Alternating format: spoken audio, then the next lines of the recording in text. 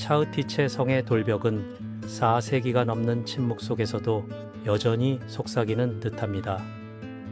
혹독한 겨울밤, 바람이 폐허 사이로 불어올 때면 한때 그 어두운 복도를 공포와 고통으로 채웠던 비명의 아득한 메아리를 들을 수 있다고들 합니다.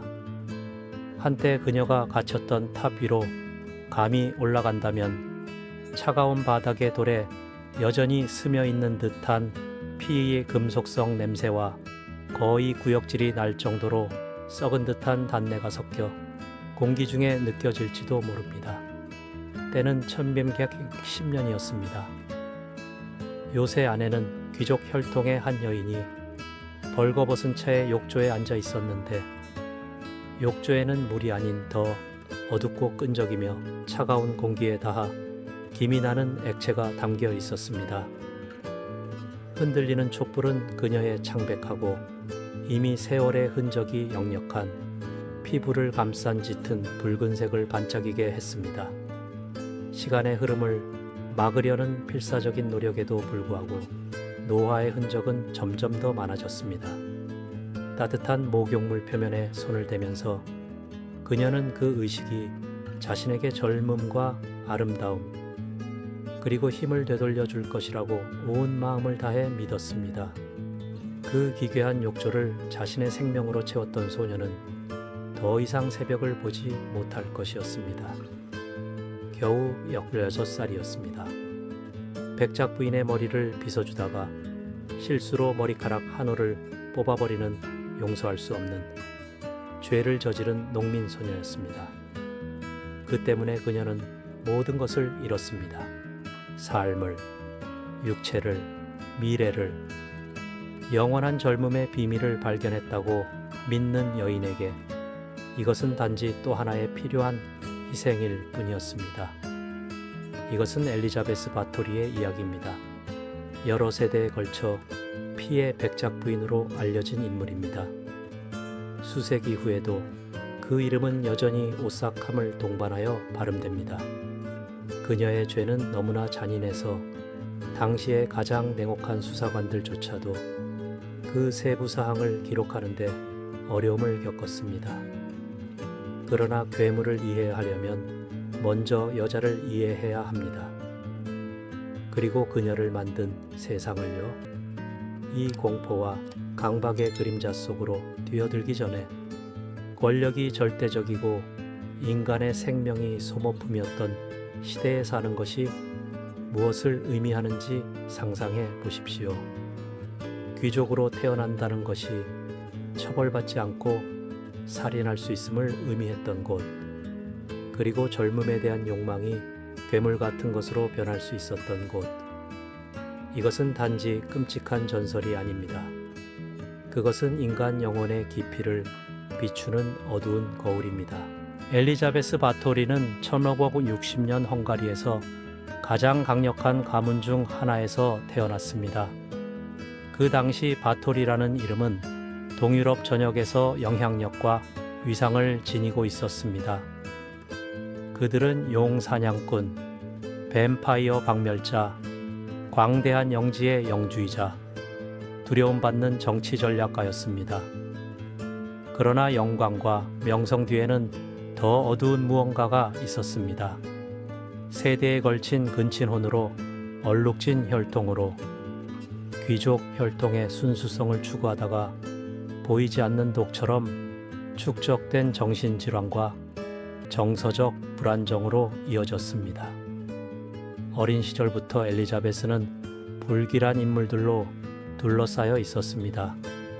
그녀의 삼촌 이스트반은 통제불능의 분노 발작과 죄수들에 대한 잔인함으로 유명했습니다.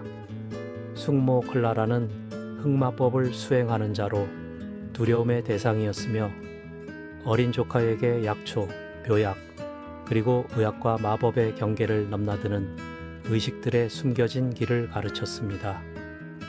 엘리자베스는 지혜와 광기가 손을 잡고 걷는 어두운 복도에서 자랐습니다. 그녀는 도자기처럼 창백한 피부와 주변 세상을 조용하고 강렬하게 흡수하는 듯한 어두운 눈을 가진 아름다운 소녀였습니다. 귀족의 딸로서 그녀는 자신의 지위가 허락하는 모든 엄격함과 특권 속에서 교육받았습니다. 라틴어, 독일어, 헝가리어, 그리스어로 읽고 썼습니다. 나이든 남자들과 철학을 논했으며 명령에 익숙한 사람처럼 행동했습니다. 그러나 예술과 정치에 대해 배우는 동안 그녀는 권력, 처벌, 침묵에 대한 더 어두운 교훈도 흡수했습니다. 11살 때 엘리자베스는 첫 사형 집행을 목격했습니다. 곡식을 훔친 혐의로 기소된 농민이 그녀의 아버지 앞에서 재판을 받았습니다. 그러나 자비도 공정한 재판도 없었습니다. 남자는 옷이 벗겨지고 묶인 채 성 안뜰에서 얼어 죽도록 내버려졌고 귀족들은 따뜻한 창문에서 지켜보았습니다. 엘리자베스는 유리의 바싹부터 그의 피부가 파란색에서 보라색으로 그리고 검은색으로 변하는 것을 보았습니다. 그녀는 그의 손가락이 추위로 부러져 죽은 가지처럼 바닥에 떨어질 때조차 시선을 돌리지 않았습니다. 몇 년 후 그녀는 하인들에게 그곳에서 권력의 진정한 본질을 이해했다고 말했습니다. 그것은 생명을 부여하는 선물이 아니라 누군가의 눈에서 빛이 사라지는 것을 지켜보며 서서히 생명을 앗아가는 황홀감이라는 것을요. 15살 때 그녀는 흑기사로 알려진 군사령관 페렌츠 나다슈디와 강제로 결혼했습니다. 귀족들 사이의 모든 결혼과 마찬가지로 이 결혼은 전략적 동맹이었습니다. 그러나 페렌츠는 엘리자베스에게서 싹트던 끔찍한 욕망에 반대하지 않았습니다. 오히려 그는 고통의 쾌락에 대한 그녀의 첫 번째 스승이었을지도 모릅니다. 오스만 제국과의 전투 사이사이에 그는 적과 아군에게서 배운 고문 방법을 집으로 가져왔습니다. 부부의 신혼여행, 기간은 연회나 파티가 아니라 성의 지하 감옥에서 이루어졌으며 그곳에서 그들은 임무에 실패한 하인들에게 이 방법들을 시험했습니다. 바로 이 무한한 특권, 제도화된 폭력, 그리고 과대망상으로 가득 찬 환경에서 엘리자베스 바토리는 여성이 아닌 괴물로 변모하기 시작했습니다. 1904년 페렌츠 나다슈디의 죽음은 결정적인 전환점이 되었습니다. 공식적으로 그는 갑작스러운 병으로 사망했습니다. 그러나 심지어 흑기사조차도 아내의 고통에 대한 식지 않는 욕구에 불편함을 느끼기 시작했다는 은밀하고 두려운 속삭임이 있었습니다. 그의 죽음과 함께 엘리자베스는 광대한 영지, 엄청난 재산, 그리고 더 중요하게는 그녀의 지배 아래에 있는 토지와 생명에 대한 완전한 자율권을 상속받았습니다. 그녀는 44세였고 노화의 첫 징후들이 거울에 금이 가듯이 스며들기 시작했습니다. 항상 존재했던 허영심은 그녀의 마음을 집어삼켰습니다. 엘리자베스가 피 때문에 처음 살인을 저지른 것은 거의 우발적이었습니다. 젊은 하녀가 백작 부인의 옷을 입히는 것을 돕다가 실수로 백작 부인의 머리카락을 브로치에 걸리게 했습니다. 번개처럼 따귀가 날아왔습니다. 엘리자베스의 반지가 소녀의 뺨을 찢었고 피 한 방울이 백작 부인의 피부에 튀었습니다. 그녀가 피를 닦아낼 때 무언가가 그녀를 멈춰 세웠습니다. 그 작은 피 묻은 자국에 있는 그녀의 피부가 더 부드럽고 더 젊어 보였습니다. 사실이든 아니든 엘리자베스는 절대적인 열정으로 그것을 믿었습니다. 그 생각이 그녀를 사로잡았습니다. 몇 방울이 세월의 흔적을 부드럽게 할 수 있다면 몇 리터는 무엇을 할 수 있을지 상상해 보십시오. 실험이 시작되었습니다. 가벼운 부상, 연출된 처벌, 모든 것은 실수를 바로잡는다는 구실 아래 이루어졌습니다. 그녀는 은그릇에 피를 모아 얼굴에 연고처럼 발랐습니다. 그러나 이러한 시도들이 불충분해 보이기까지는 오래 걸리지 않았습니다. 피는 신선해야 했습니다. 따뜻해야 했습니다. 살아있어야 했습니다. 그리고 그러기 위해서는 희생자들이 죽어야 했습니다. 전화는 점진적이었지만 피할 수 없었습니다.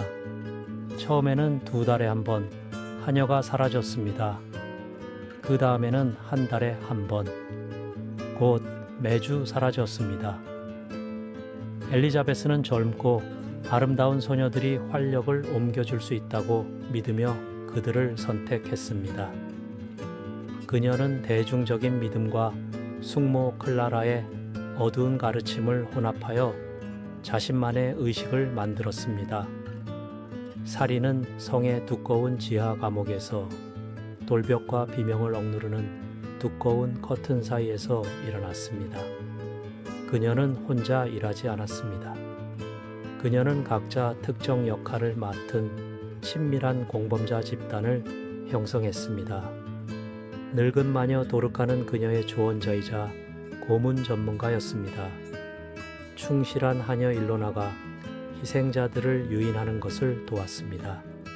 세탁부 카탈리는 시신을 처리하는 일을 맡았습니다.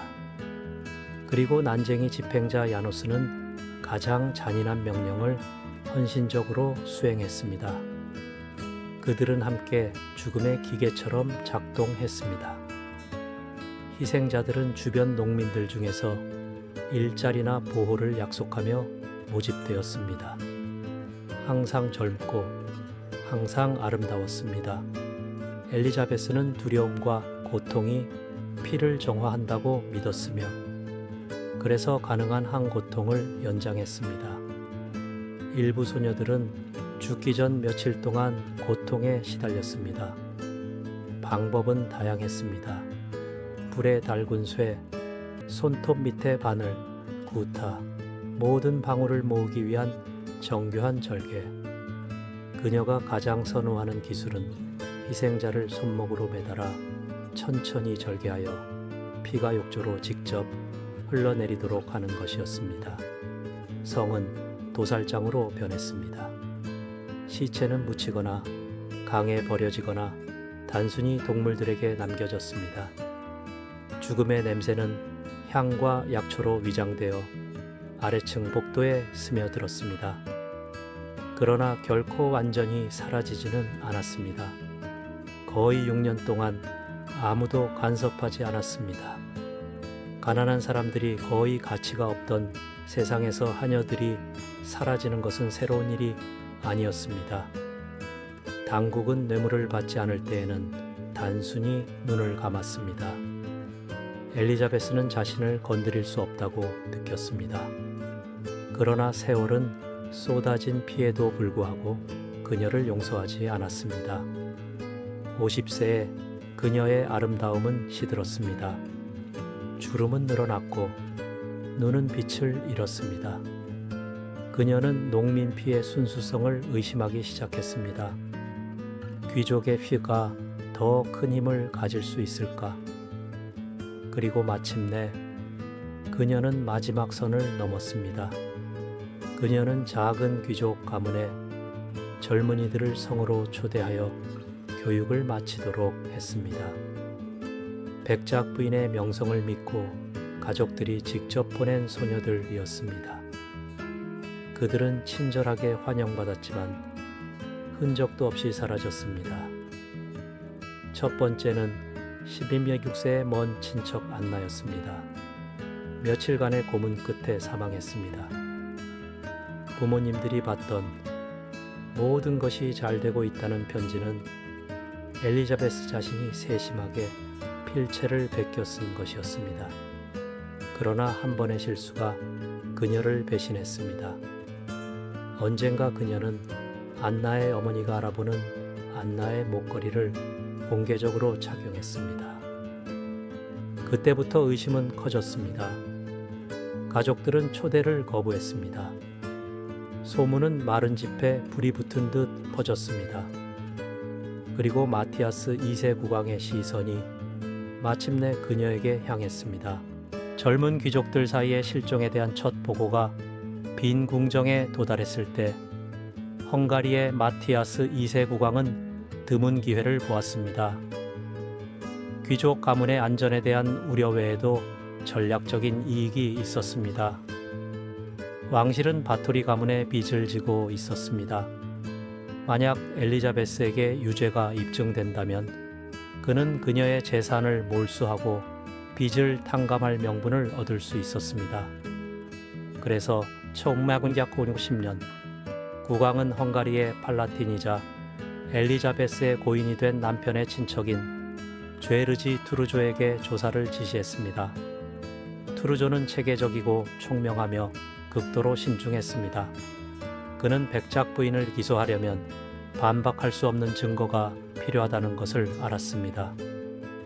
몇 달 동안 그는 가족, 성에서 탈출한 하인, 뇌물을 받은 관리, 그리고 강과 숲에서 시신을 발견했다고 보고하는 지역 주민들로부터 증언을 수집했습니다. 형성되는 이미지는 너무나 터무니없어서 많은 사람들이 믿기를 거부했습니다. 그러나 증거는 점점 더 많아졌습니다. 그리고 사라진 소녀들의 이름은 이미 100명을 넘어섰습니다. 1910년 12월 29일 새벽, 투르조는 무장한 병사들과 왕실 체포영장을 가지고 차흐티체 성에 도착했습니다. 아직 아침 안개에 쌓여 성은 잠들어 있는 듯 보였지만 그들이 본관을 가로지르기 전에도 냄새가 그들을 경고했습니다. 최근 죽음에 짙고 달콤하며 썩은 냄새가 복도를 가득 채웠습니다. 병사들은 구토했습니다. 다른 병사들은 창백해졌지만 계속 나아갔습니다. 지하실에서는 말로 형언할 수 없는 공포를 발견했습니다. 한 방에서는 2개의 시신이 불과 몇 시간 전에 죽어 여전히 피를 흘리고 있었습니다. 다른 방에서는 시신 일부가 의식적인 형태로 배열되어 있었습니다. 그녀의 개인 방에서는 엘리자베스 자신이 발견되었습니다. 그녀의 것이 아닌 피로 덮여 있었고 옆에는 어둡고 따뜻한 액체로 가득 찬 은빛 욕조가 있었는데 인간의 살점 조각들이 떠다니고 있었습니다. 엘리자베스의 일기, 그녀의 흠잡을 데 없는 필체로 쓰인 것이 결정타였습니다. 그곳에는 회춘에 대한 방법, 이론, 의식, 심지어 고문 도구의 그림까지 기록되어 있었습니다. 일부 내용은 너무나 충격적이어서 당국에 의해 봉인되어 대중에게 공개되지 않았습니다. 유해 중에는 최근 사라진 젊은 귀족들의 시신도 있었습니다. 유해 분석 결과 그들은 죽기 전 며칠 동안 정교한 고통을 겪으며 살아 있었음이 밝혀졌습니다. 이러한 괴물 같은 행위 앞에서 공개 처형이 예상되었습니다.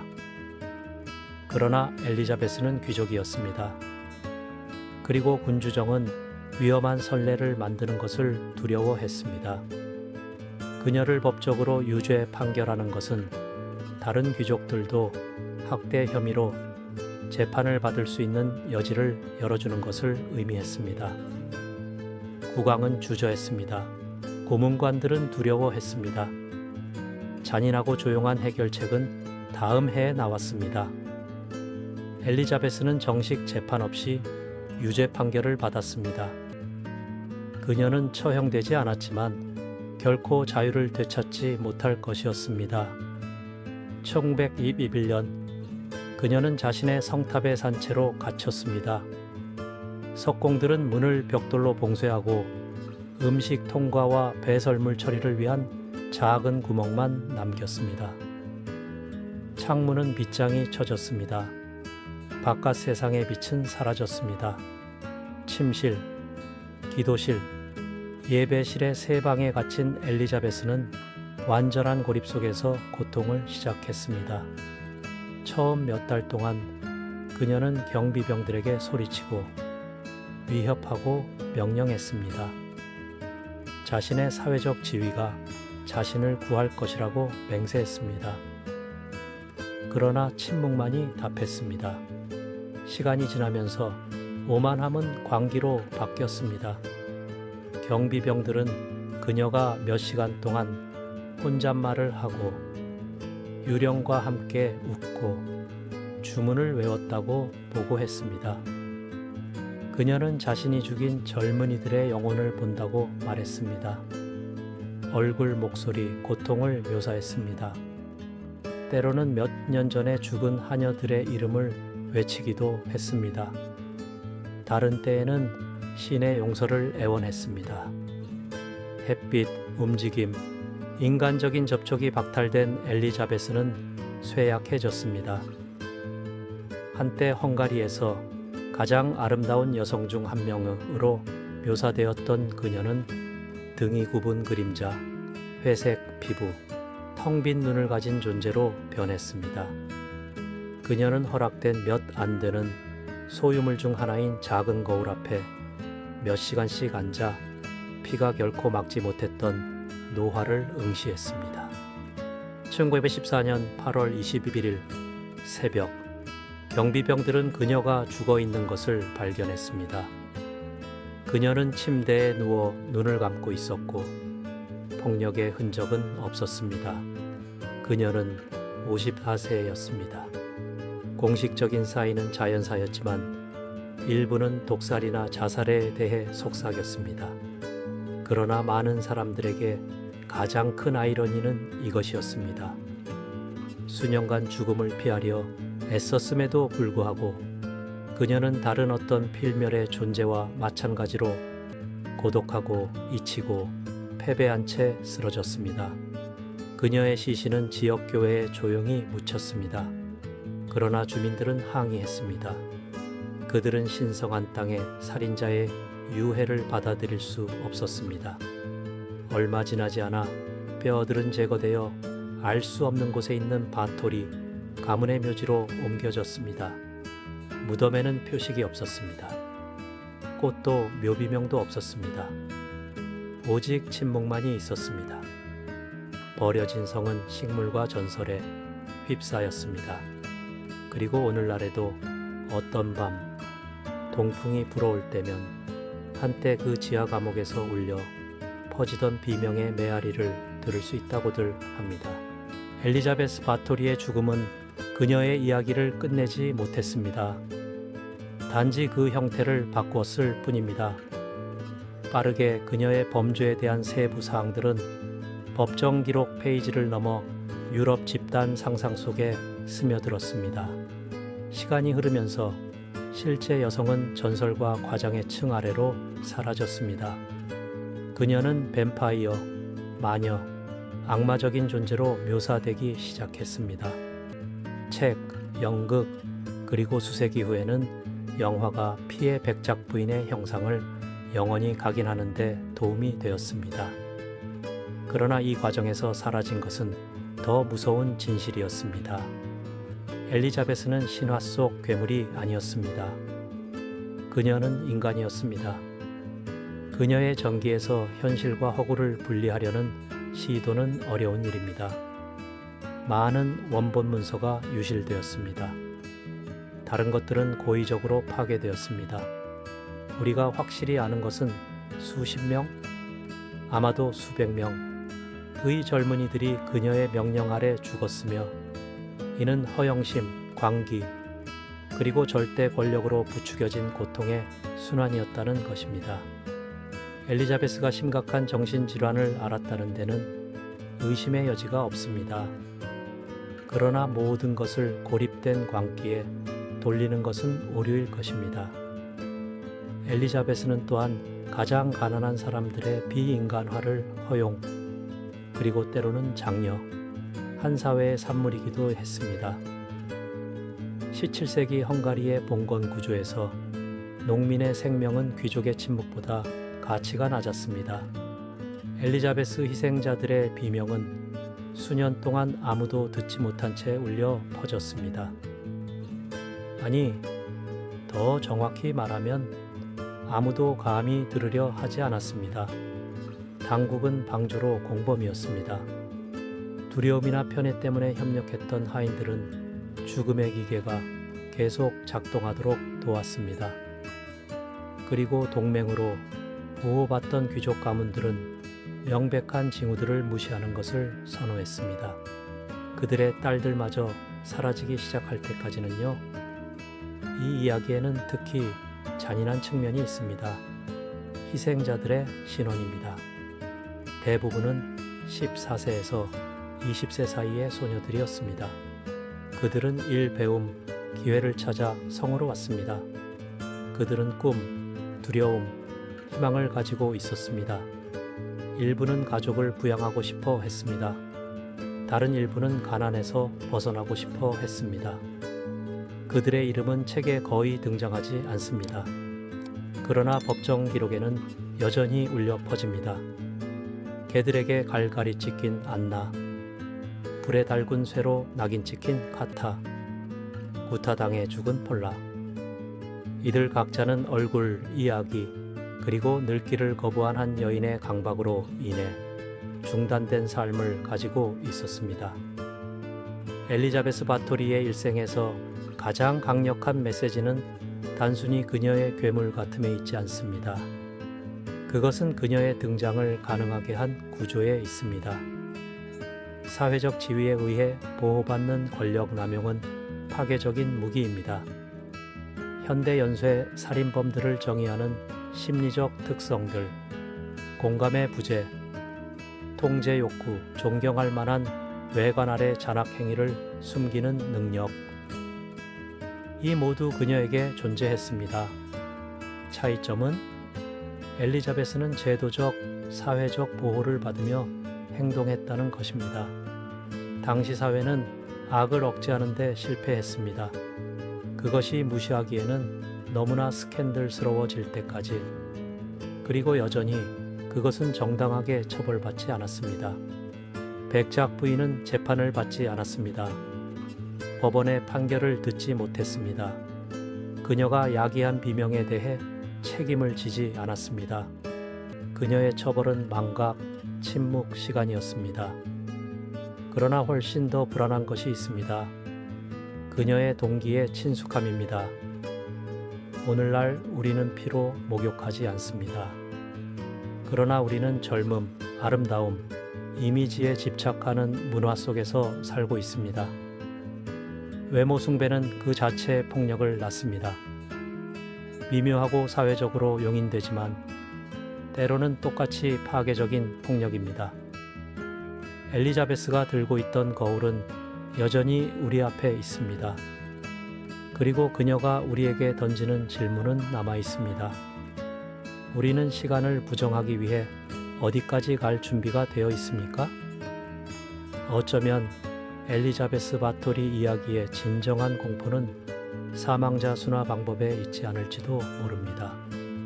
그것은 특정한 상황에서 우리 중 누구라도 충분한 권력, 도덕적 한계 없음, 침묵에 둘러싸인 채 우리가 가장 두려워하는 것이 될 수 있다는 사실에 있습니다. 괴물은 항상 송곳니나 날개를 가지고 있지 않기 때문입니다. 때로는 비단 드레스를 입고 4가지 언어를 말하고 섬세하게 미소 짓고 그럼에도 불구하고 피를 마십니다.